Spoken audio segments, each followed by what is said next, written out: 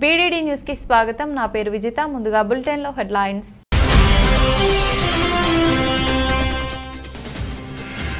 Ukraine పై బాంబుల వర్షం। Crimea air base ను నామరూపాలు లేకుండా ధ్వంసం చేసిన రష్యా।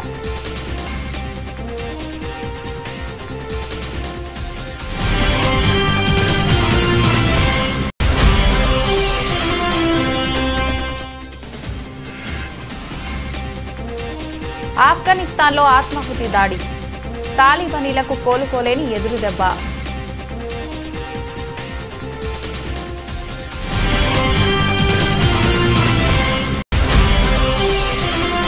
బీజేపీని టార్గెట్ చేసి తీవ్ర విమర్శలు చేసిన ఢిల్లీ ముఖ్యమంత్రి।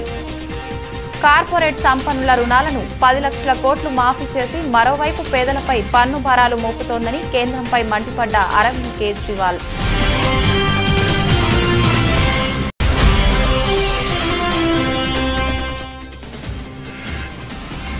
రాజ్ భవన్ లో రక్షాబంధన్ కార్యక్రమం। ఆంధ్రప్రదేశ్ గవర్నర్ బిశ్వభూషణ్ హరిచందన్ కు రాఖీలు కట్టిన విద్యార్థులు।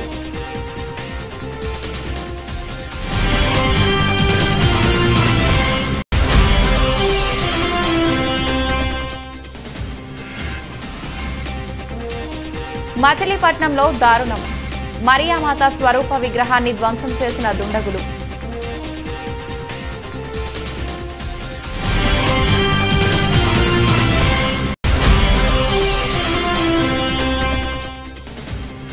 రెండు రోజుల లాభాలకు చెక్ చెప్పిన దేశీయ స్టాక్ మార్కెట్లు।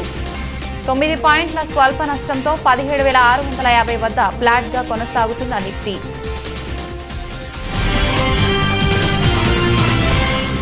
ఉక్రెయిన్ పై రష్యా బాంబుల వర్షం కురిపిస్తోంది। రష్యా దాడుల్లో క్రిమియా ఎయిర్ బేస్ నామరూపాలు లేకుండా పోయింది। దీనికి సంబంధించిన శాటిలైట్ ఇమేజెస్ చూస్తుంటేనే భయం వేస్తోంది। రష్యా పాలిత క్రిమియాకు పశ్చిమాన ఉన్న సాకి స్థావరం వరుస పేలుళ్లతో దద్దరిల్లింది। అయితే రన్వేలు మాత్రం చెక్కు చెదరకుండా కనిపిస్తున్నాయి। కానీ ఈ దాడుల్లో కనీసం 8 విమానాలు దెబ్బతిన్నట్లు తెలుస్తోంది। ఈ ఎయిర్ బేస్కు సంబంధించి యుఎస్ ప్లానెట్ ల్యాబ్స్ నుండి వచ్చిన శాటిలైట్ ఇమేజెస్ ఇప్పుడు వైరల్గా మారాయి। రష్యా ఉడుంపట్టు నుంచి క్రిమియాను స్వాధీనం చేసుకున్నప్పుడే యుద్ధానికి ముగింపు లభిస్తుందన్నారు ఉక్రెయిన్ అధ్యక్షుడు జెలెన్స్కీ। ఉక్రెయిన్ యుద్ధం క్రిమియాతోనే మొదలైందని, దాని విముక్తితోనే అది ముగుస్తుందన్నారు। క్రిమియా ఎప్పటికీ ఉక్రెయిన్దే, ఎన్నటికీ వదిలిపెట్టబోమని స్పష్టం చేశారు। 2014లో రష్యా దళాలు క్రిమియాను ఆక్రమించుకున్నాయి। కానీ అధికారికంగా ఉక్రెయిన్లోని భాగంగానే చాలా దేశాలు ఇప్పటికీ గుర్తిస్తున్నాయి। క్రిమియాలోని రష్యా వాయుసేన స్థావరంపై భారీ ఎత్తున దాడులు జరిగిన కొద్దీ గంటల్లోనే జెలెన్స్కీ ప్రసంగించడం గమనార్హం। అయితే ఆయన తన ప్రసంగంలో క్రిమియాలో దాడుల అంశాన్ని ప్రస్తావించలేదు। రష్యా వాయుసేన స్థావరంలో మొత్తం 12 పేలుళ్లు చోటు చేసుకున్నాయి। ఒక పౌరుడు మరణించాడు। ఉక్రెయిన్ సైన్యం కూడా ఇప్పటి వరకు ఈ దాడుల బాధ్యతను స్వీకరించలేదు। తాలిబాన్లకు కోలుకోలేని ఎదురుదెబ్బ తగిలింది। కాబూల్లో జరిగిన ఆత్మాహుతి దాడిలో తాలిబాన్ కీలక నేత రహీముల్లా హక్కానీ దుర్మరణం పాలయ్యారు। రహీముల్లా హక్కానీ తన ఇంట్లో ఉన్న సమయంలో వచ్చిన ఉగ్రవాది ఈ దాడికి పాల్పడ్డాడు। ఈ దాడిలో ఐసిస్ హస్తం ఉన్నట్లు గుర్తించారు। 2013, 2020లో కూడా రహీముల్లాపై ఐసిస్ ఉగ్రవాదులు దాడి చేశారు। అతనిపై దాడి అక్టోబర్ 2020లో కూడా ఒకసారి జరిగింది। అయితే హక్కానీపై దాడి జరగటం ఇది మూడోసారి। 2013లో పెషావర్లోని రింగ్ రోడ్లో అతని కాన్వాయ్పై ముష్కరులు దాడి చేశారు। అయితే అతను సురక్షితంగా తప్పించుకోగలిగాడు। షేక్ రహీముల్లా హక్కానీ పాకిస్తాన్ సరిహద్దుకు సమీపంలోని నంగర్హర్ ప్రావిన్స్లోని పచిరావ్ అగామ్ జిల్లా నివాసి। హక్కానీ హదీస్లో మంచి ప్రావీణ్యం కలిగి వ్యక్తి స్వాబీ, అకోరా ఖట్టక్, దేవబందీ మదర్సాల నుంచి తన చదువును పూర్తి చేశాడు। స్థానిక మీడియా నివేదిక ప్రకారం రహీముల్లా నంగర్హర్ ప్రావిన్స్లోని తాలిబాన్ మిలిటరీ కమిషన్లో కూడా సభ్యుడు। తర్వాత యుఎస్ సైన్యం అతన్ని అరెస్ట్ చేసింది। చాలా సంవత్సరాలు బాగ్రామ్ జైలులో శిక్ష అనుభవించాడు। అతను 9 సంవత్సరాలుగా పాకిస్తాన్లో ఉంటున్నాడు। వందలాది మంది విద్యార్థులు, ఉపాధ్యాయులు ఉన్న మదర్సా జుబేరిని కొన్నేళ్ల క్రితం స్థాపించాడు। హదీసు గురించి ఫేస్బుక్ పేజీ కేంద్రంగా రహీముల్లా హక్కానీ పలు పోస్టులు పెడుతున్నాడు। అతను యూట్యూబ్ ఛానల్ని కూడా నిర్వహిస్తున్నాడు। హదీత్, హనాఫీ, దేవబందిని ఈ యూట్యూబ్ కేంద్రంగా బోధించాడు।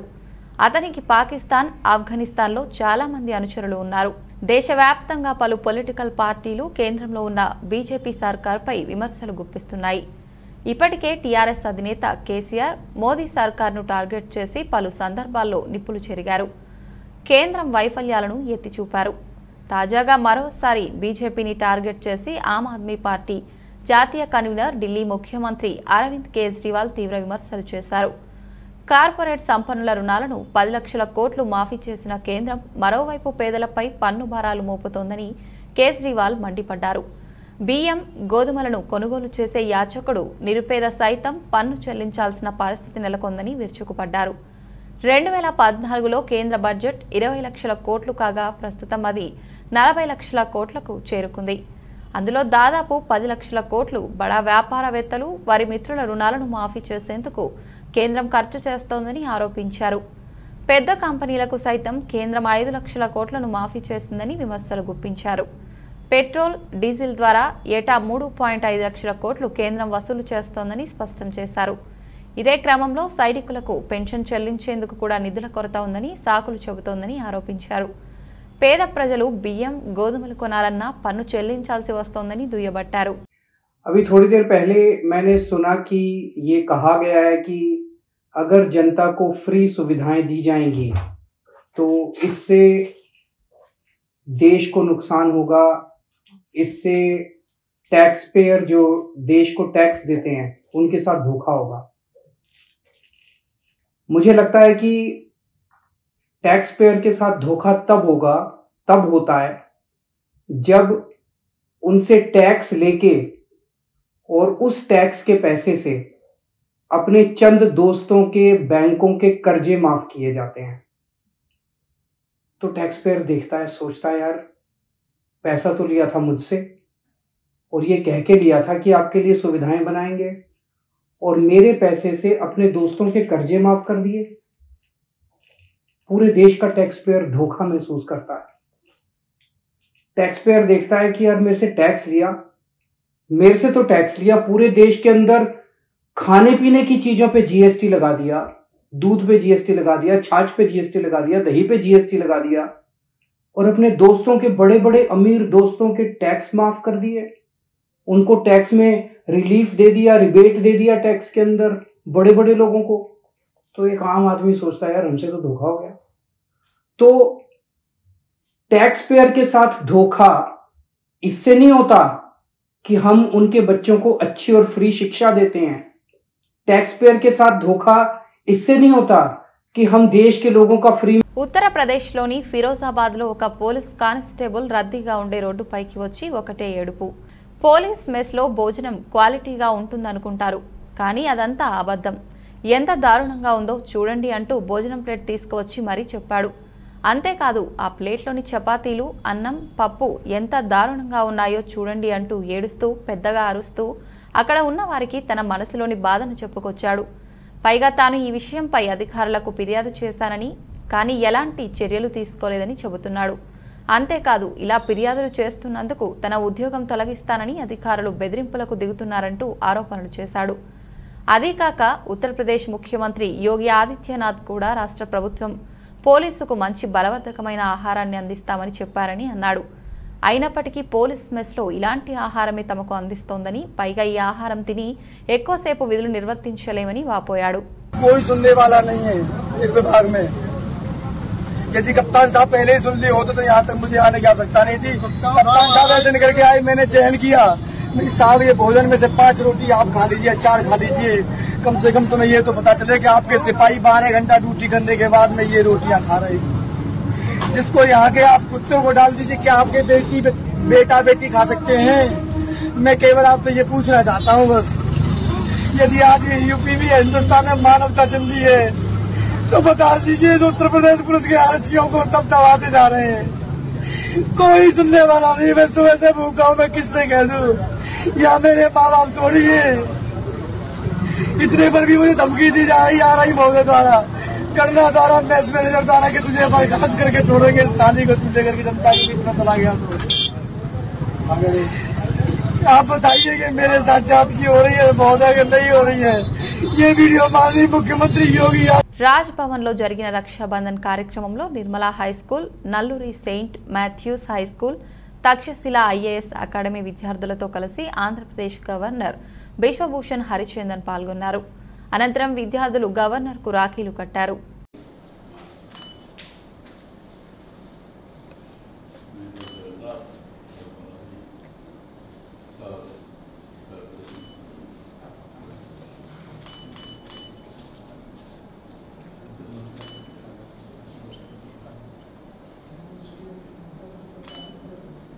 बेटा बेटी which class? Fifth class. Fifth class. Fifth class. Third class. Huh? Third class. Third class. जोर से बोलो.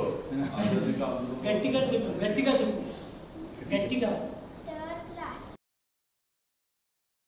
ఆజాదీ కా అమృత్ మహోత్సవ్ లో భాగంగా ఎన్డీఆర్ఎఫ్ 10వ బెటాలియన్ ఆధ్వర్యంలో విజయవాడ గ్రామీణనున్న గ్రామంలో తిరంగా రంగ్ కార్యక్రమం నిర్వహించారు. ఈ కార్యక్రమంలో భాగంగా గ్రామంలో ఎన్డీఆర్ఎఫ్, ఎస్టీఆర్ఎఫ్, స్థానిక పాఠశాల బాలబాలికలతో కలిసి జాతీయ జెండాలతో భారీ ర్యాలీ నిర్వహించారు.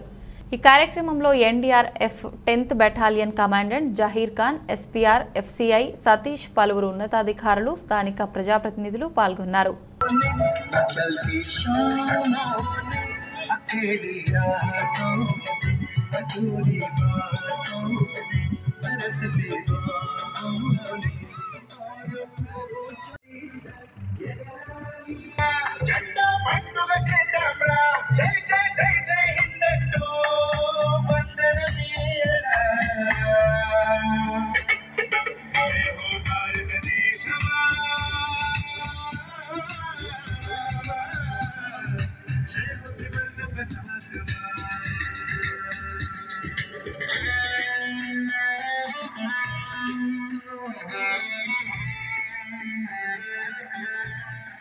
శ్రీశైల శ్రీ బ్రహ్మరాంబ మల్లికార్జున స్వామి అమ్మవార్ల ఉభయ పరివార దేవాలయాల హుండీ లెక్కింపు ఆలయంలోని అక్కమహాదేవి అలంకార మండపంలో నిర్వహించారు. ఈ లెక్కింపు ద్వారా శ్రీశైల మల్లన్న దేవస్థానానికి 3,68,22,723 రూపాయల నగదు రాబడిగా లభించగా, ఈ ఆదాయాన్ని గత 35 రోజులలో స్వామి అమ్మవార్లకు భక్తులు నగదు రూపంలో సమర్పించినట్లు ఆలయ ఈవో లవన్న తెలిపారు. ఈ హుండీ లెక్కింపులో నగదుతో పాటు 184 గ్రాముల 300 మిల్లీగ్రాముల బంగారం, 5 కేజీల 860 గ్రాముల వెండి లభించాయి. అదేవిధంగా యుఎస్ఏ డాలర్లు 1,113, England pounds 440, Qatar riyals 120, Singapore dollars 12, Oman బైమ్సా 400, ఆస్ట్రేలియా డాలర్లు 80, Kuwait dirhams 20, UAE dirhams 5, Canada డాలర్లు 5, మలేషియా రింగిట్స్ 5, 100 ఫిలిపినాస్ పీసో మొదలైన విదేశీ కరెన్సీ కూడా ఈ హుండీ లెక్కింపులో లభించాయి. పటిష్టమైన నిఘా నేత్రాల మధ్య ఆలయ ఈవో లవన్న పర్యవేక్షణలో హుండీ లెక్కింపు జరిగింది. ఈ లెక్కింపులో దేవస్థానం అన్ని విభాగాలకు అధికారులు, సిబ్బంది శివసేవకు పాల్గొన్నారు.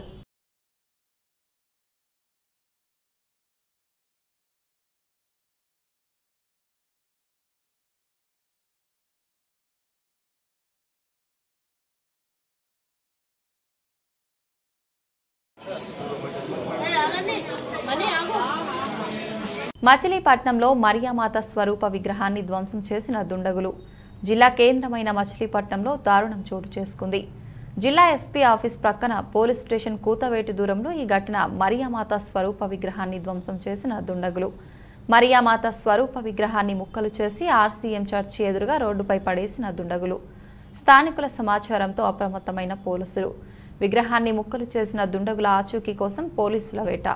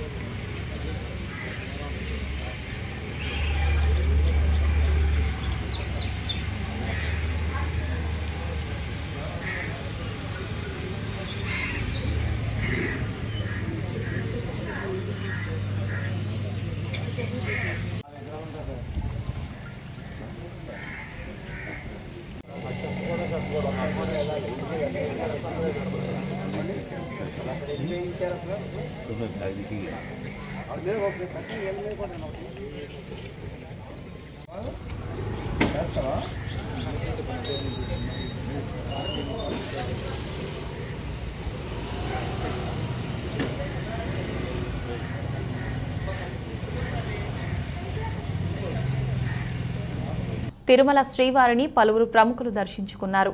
ఇవాళ ఉదయం స్వామివారి నైవేద్య విరామ సమయంలో గుజరాత్ సీజే జస్టిస్ అరవింద్ కుమార్, సినీ డైరెక్టర్లు కోదండరామిరెడ్డి, బి గోపాల్లు వేరువేరుగా స్వామివారి సేవలో పాల్గొని మొక్కులు చెల్లించుకున్నారు. అనంతరం రంగనాయకుల మండపంలో వీరికి ఆలయ అధికారులు పట్టు వస్త్రంతో సత్కరించి స్వామివారి తీర్థ ప్రసాదాలు అందజేశారు.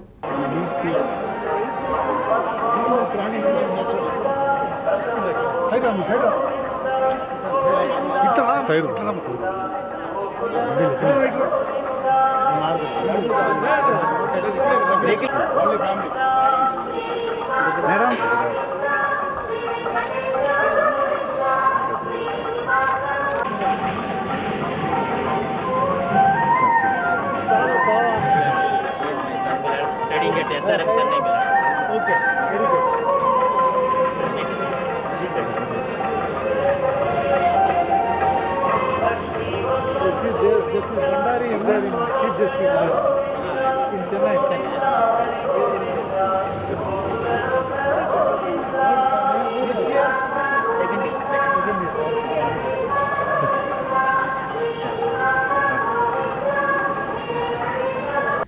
గోరంట్ల మాధవ చంద్రబాబు నాయుడుపై చేసిన వ్యాఖ్యలకు కదిరి మాజీ ఎమ్మెల్యే అత్తర్ చాంద్ పాషా మండిపడ్డారు.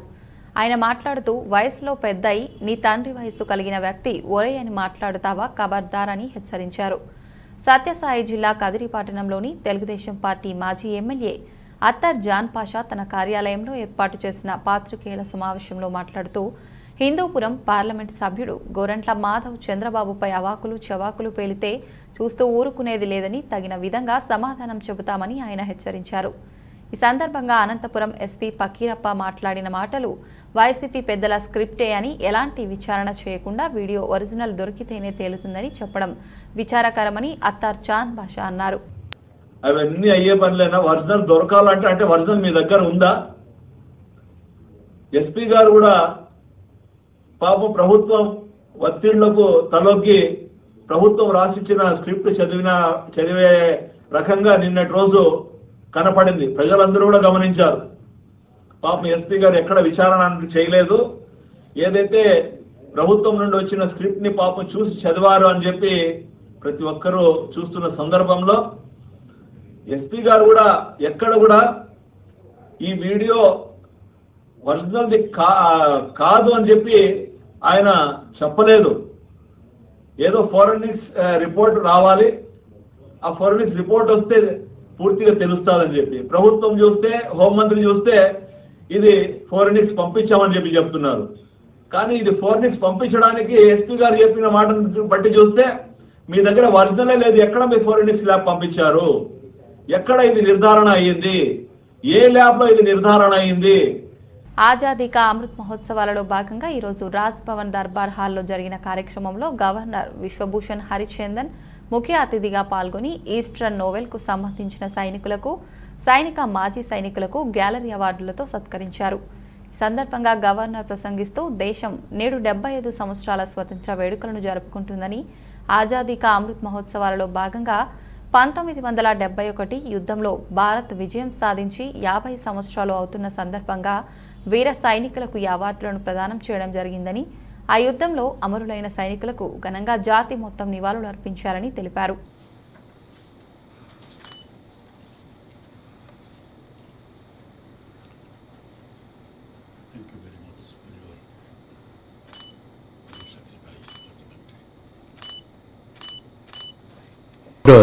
M. Governor Raju, Naval Officer in Charge, Andhra Pradesh, guarantee award winners, both serving and retired personnel of the Eastern Naval Command, my warm greetings to you all. At the outset, I congratulate the gallantry awardees, both serving and retired personnel, of Eastern Naval Command and extend my hearty welcome to you all. It gives me immense pleasure to felicitate the gallantry award winners, both serving and retired personnel of the Eastern Naval Command on the eve of Independence Day celebration, who made ultimate sacrifice for the nation. As an honor and a tribute to Netaji Subhash Chandra Bose, the great freedom fighter, our Honorable Prime Minister Shri Narendra Modi has unveiled a hologram statue on the great leader of India, India Gate in New Delhi, to commemorate his 125th birth anniversary. A grand statue of Netaji Subhash Chandra Bose will be installed. Chittoor నగరంలో 9 లక్షలు విలువ చేసే కర్ణాటక మద్యం, లక్షలు విలువ చేసే 3 వాహనాలను స్వాధీనం చేసుకుని 4 ముద్దాయిలను అరెస్టు చేసినట్లు డీఎస్పీ సుధాకర్ రెడ్డి తెలిపారు. పాత పోలీసు శిక్షణా కేంద్రంలో ఏర్పాటు చేసిన విలేకరుల సమావేశంలో మాట్లాడుతూ 1వ పట్టణ సీఐ నరసింహారాజు పర్యవేక్షణలో మహిళా ఎస్ఐ వసంత్ కుమార్, 2వ పట్టణ ఎస్ఐ లోకేష్ ప్రత్యేక బృందాలుగా ఏర్పడి చిత్తూరు పరిసర ప్రాంతాల్లో రాబడిన ఖచ్చితమైన సంవత్సరం మేరకు జరిపిన మెరుపు దాడుల్లో 1వ పట్టణ పోలీస్ స్టేషన్ పరిధిలో జింకల పార్క్ వద్ద 2 ముద్దాయిలను, 2వ పట్టణ పోలీస్ స్టేషన్ పరిధిలో ఇరువారం వద్ద 2 ముద్దాయిలను అరెస్టు చేశామన్నారు. ఇందులో కొంతమంది పారిపోయారని త్వరలో పట్టుకుంటామన్నారు. 4 ముద్దాయిల నుండి 9 లక్షల విలువ చేసే కర్ణాటక మద్యాన్ని, 16 లక్షల విలువ చేసే మారుతి ఆల్టో, అస్సన్ చైర్, మహేంద్ర గ్రాండ్ 3 వాహనాలను మొత్తం 25 లక్షల రూపాయల విలువ చేసే సొత్తు స్వాధీనం చేసుకున్నట్లు తెలిపారు.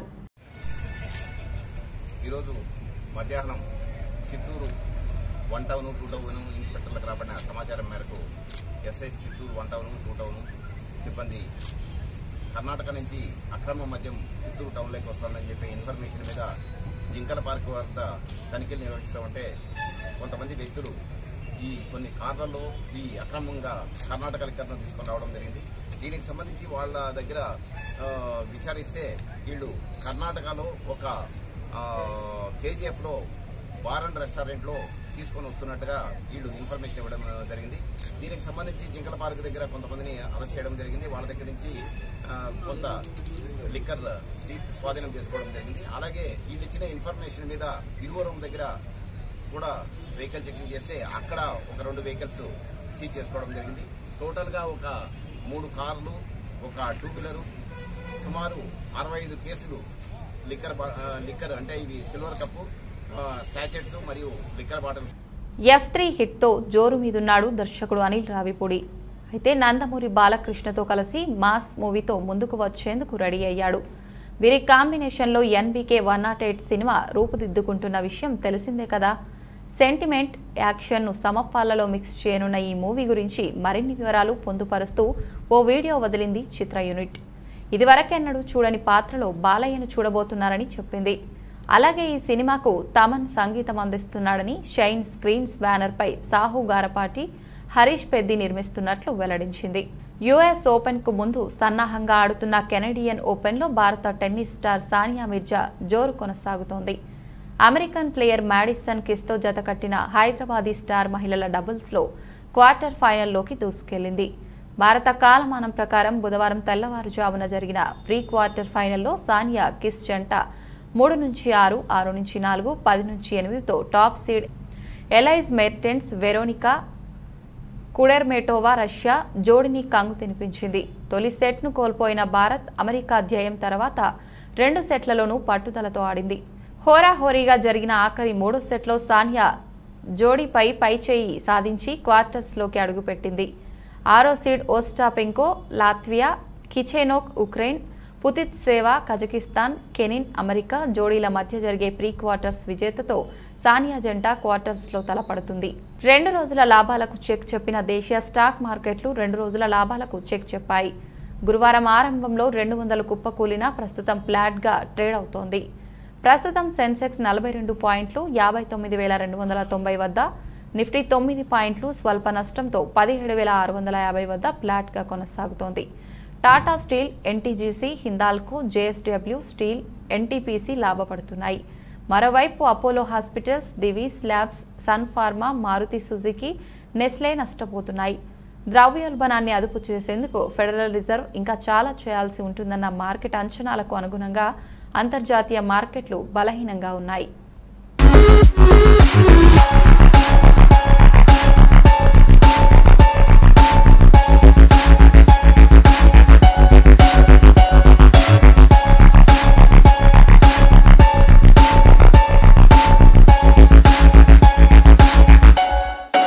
బులెటిన్ ముగించే ముందు హెడ్లైన్స్ మరొకసారి.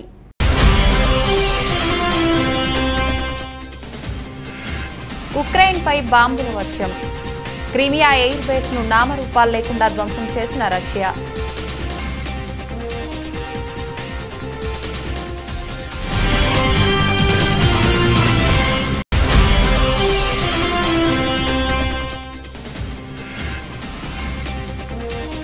ఆఫ్ఘనిస్తాన్లో ఆత్మాహుతి దాడి. తాలిబానీలకు కోలుకోలేని ఎదురు దెబ్బ.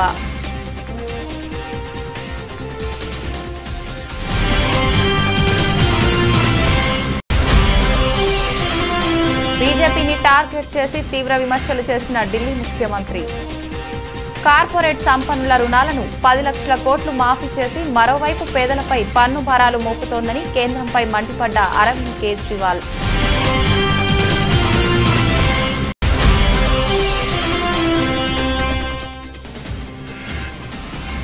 రాజ్ భవన్లో రక్షాబంధన్ కార్యక్రమం. ఆంధ్రప్రదేశ్ గవర్నర్ బిశ్వభూషణ్ హరిచందన్ కు రాఖీలు కట్టిన విద్యార్థులు.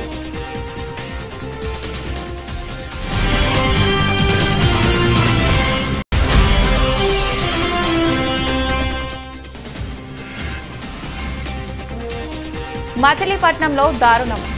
మరియామాత స్వరూప విగ్రహాన్ని ధ్వంసం చేసిన దుండగులు.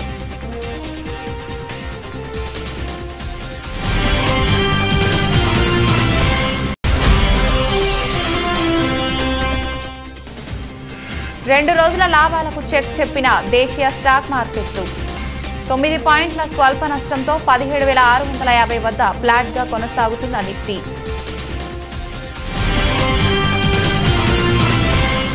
ఇది ఇవాల్టి బులెటిన్. మరొక బులెటిన్లో మళ్ళీ కలుసుకుందాం. అంతవరకు సెలవు. నమస్కారం.